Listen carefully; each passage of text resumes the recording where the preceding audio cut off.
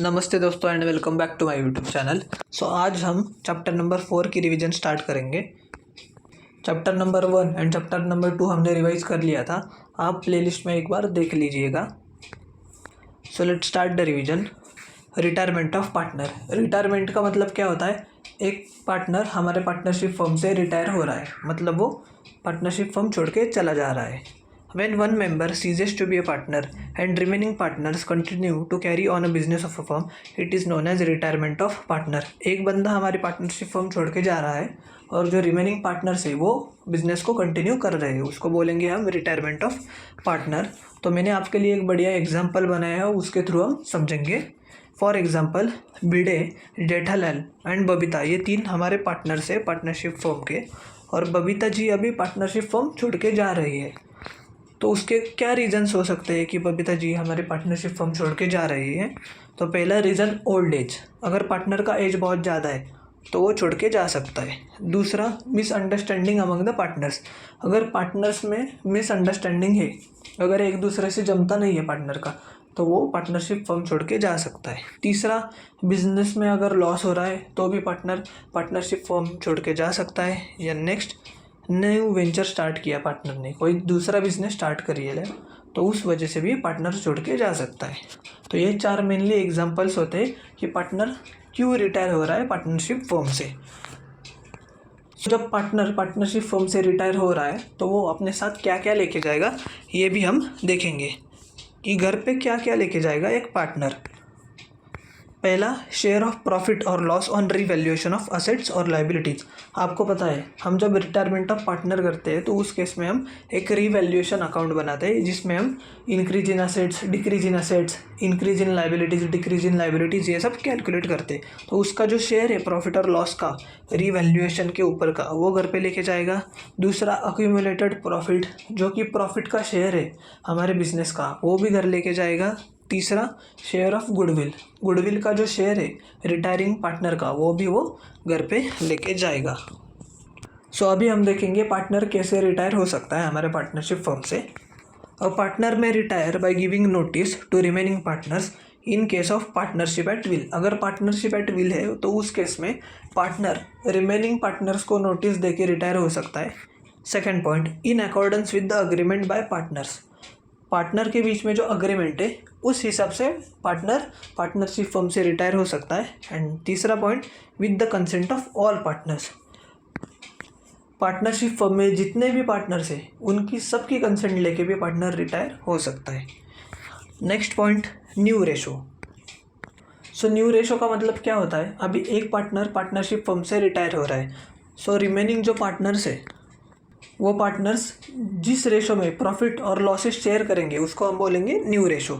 The ratio in which the continuing partners decide to share the future profits and losses is known as new profit sharing ratio. अभी हम देखेंगे new ratio calculate कैसे करते हैं। इसके लिए कुछ इलिस्ट्रेशन हम डिस्कस करेंगे अभी। Illustration number 1, A, B and C share profits and losses in the ratio of 4:2:1।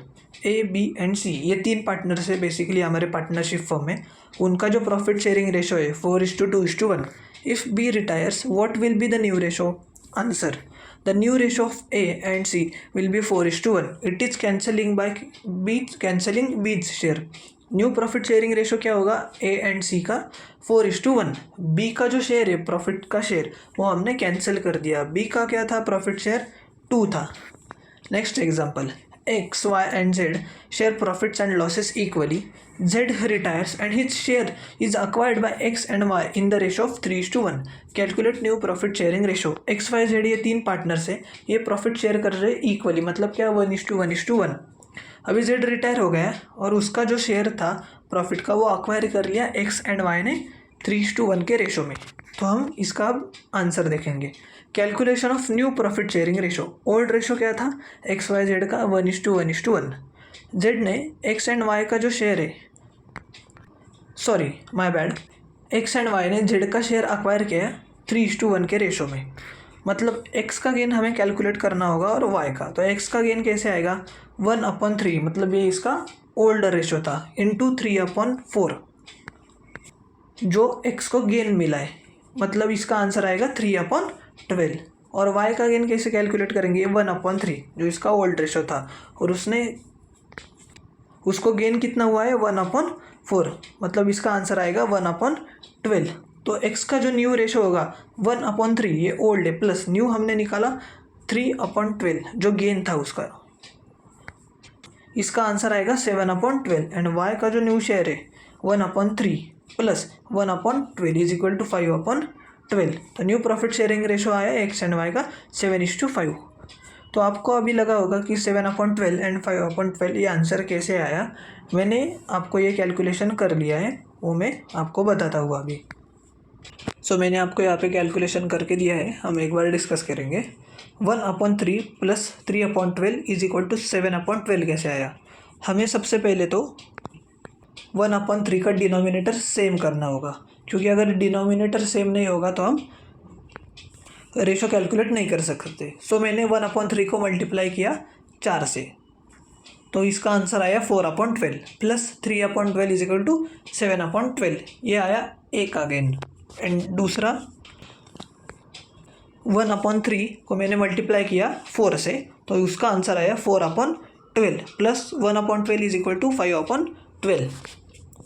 सो ये हमारा आया new profit sharing ratio A and B का 7:5, जो हमने यहाँ पे डिस्कस कर लिया था। सो आज के लिए बस इतना ही, हम कल कंटिन्यू करेंगे। अगर आपको ये लेक्चर पसंद आया होगा तो लाइक कीजिए, चैनल को सब्सक्राइब कीजिए और अपने दोस्तों के साथ भी ज़रूर शेयर कीजिएगा। Tata bye bye.